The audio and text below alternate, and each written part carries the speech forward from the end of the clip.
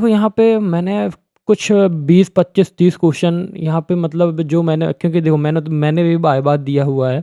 That's why जितना मेरे को लगा कि आपसे जो आपके एक्सटर्नल सर आने वाले हैं या मैम आने वाले हैं, वो आपसे इतने क्वेश्चन पूछ सकते हैं एंड आप इन क्वेश्चंस के आंसर कहाँ ढूँढोगे? या तो आपकी कॉपी में होंगे, या तो आप गूगल कर सकते हो, या तो आप चैट जीपीटी कर सकते हो, ठीक है?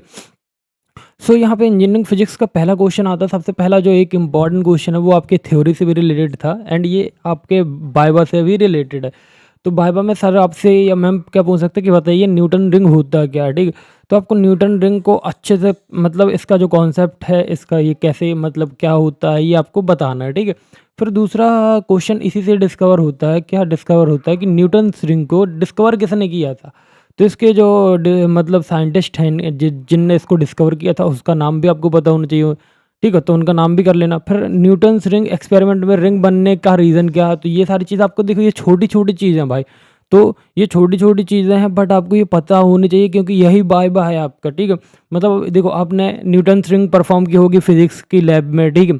तो आपको ये पता होना चाहिए कि जो भैया न्यूटन्स रिंग एक्सपेरिमेंट होता क्या है एंड इसको किसने डिस्कवर किया था एंड ये रिंग बनने का रीज़न क्या होता है इसमें, ठीक है? एंड नाउ फोर्थ क्वेश्चन है कि न्यूटन्स रिंग एक्सपेरिमेंट का यूज़ क्या यूज़ होता है? तो देखो ये छोटे छोटे क्वेश्चन है जो आपसे बार में पूछे जाते हैं। बड़े लेंदी क्वेश्चन नहीं पूछे जाते हैं, वन वर्ड आंसर ही पूछे जाते हैं कि आप बताइए कि इस न्यूटन्स रिंग एक्सपेरिमेंट क्या होता है, इनको डिस्कवर किसने किया था? देखो आप बाइबा में जाओगे तो मेनली जो 5-5 का सेट जाता है उससे मेनली 5 या 6 मिनट ही पूछा जाता है। 1 मिनट एक स्टूडेंट को मिलता है या 1 डेढ़ मिनट ही मिलता है। तो 1 डेढ़ 2 मिनट में आपसे ये छोटे छोटे ही क्वेश्चन पूछे जाएंगे। सो बिल्कुल टेंशन मत लो, ये थोड़ा बहुत इनको कवर करके जाओ एंड आपका वाइबा अच्छा जाएगा, ठीक है? तो देखो न्यूटन्स रिंग एक्सपेरिमेंट, देखो ये हो गया। न्यूटन्स रिंग एक्सपेरिमेंट में मोनोक्रोमेटिक लाइट सोर्स यूज़ करने पे क्या होता है? जो आप मोनोक्रोमेटिक लाइट यूज़ करते हो न्यूटन्स रिंग में, तो उससे क्या होता है, ठीक है?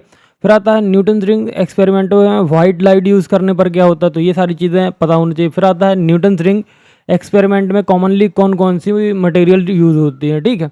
एंड नाउ अब आता है वेव ऑप्टिक्स। तो वेव ऑप्टिक्स क्या होता है? तो आपको वेव ऑप्टिक्स पता होना चाहिए। आप भाई 2-4 मतलब जैसे मैं आपको बता रहा हूँ ना कि वेव ऑप्टिक्स क्या होता है, तो आप हिंदी में भी बोल सकते हो वाइवा में और इंग्लिश में भी बोल सकते हो कि वेव ऑप्टिक्स का मतलब ये होता है। वेव ऑप्टिक्स में इंटरफेरेंस क्या होता है, हाइजीन प्रिंसिपल क्या होता है एंड वेव ऑप्टिक्स में डिफ्रैक्शन क्या होता है, ठीक है?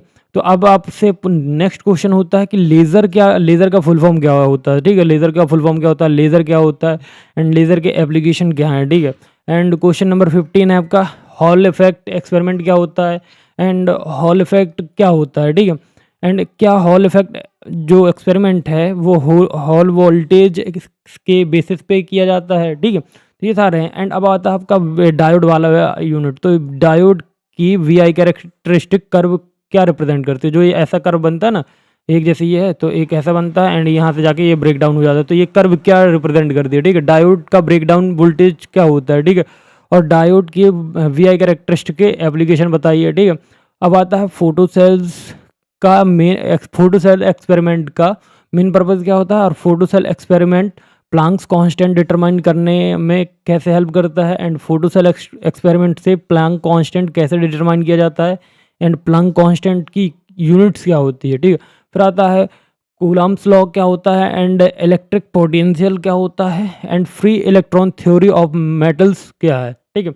मेटल ऑफ फ्री इलेक्ट्रॉन का रोल क्या होता है and reference Zener diode use करके अमीटर को कैलिब्रेट करने का पर्पस क्या होता है एंड अमीटर कैलिब्रेशन के टाइम कौन कौन सी प्रिकॉशंस लेनी चाहिए? तो ये आपके टॉप 30 इंपॉर्टेंट क्वेश्चन है एंड लिटरली मानो कि सर या मैम आपसे इससे ज़्यादा कोई क्वेश्चन नहीं पूछेंगे। जितना मेरे को लगता है कि हाँ यही मतलब आपको मतलब जो मेरा एनालिसिस है, तो मेरे एनालिसिस पे ये 30 क्वेश्चन सफिशिएंट है एंड बाकी आप माइकलसन इंटरफेरोमीटर एंड जो भी आपको लगे तो आप प्लीज़ पढ़ सकते हो। जैसे माइकलसन हो गया एंड जेनर डायोड के तो हमने बता ही दिए हैं, तो बाकी आप पढ़ सकते हो, ठीक है? बाकी मेरे हिसाब से तो यही आपके 30 इंपॉर्टेंट क्वेश्चन है, तो प्लीज़ आप इनको अच्छे से कर लेना एंड अगर आपसे बने तो आप इनको मतलब वाइवा में अगर आपसे इस टाइप के क्वेश्चन पूछे जाते हैं तो प्लीज़ आप रिस्पॉन्ड करें अगर आपको आता है तो। एंड थोड़ा मतलब कॉन्सेप्चुअली रिस्पॉन्ड करना है, ठीक है? कि मैम इसका मतलब ये होता है या सर न्यूटन रिंग्स ये होती है, लाइक ऐसा। तो अब आपके बाकी देखो, बाकी आपका किस सब्जेक्ट का है, बीएमई का भी वाइवा है, सिविल का वाइवा, बेसिक सिविल बीसीईएम का वाइवा है, एंड आपका बीसीई का वाइवा। तो इसके भी इंपॉर्टेंट मिल जाएंगे। सो प्लीज़ चैनल को सब्सक्राइब कर लो, वीडियो को लाइक कर लो, एंड मिलते हैं नेक्स्ट वीडियो में। तो थैंक यू।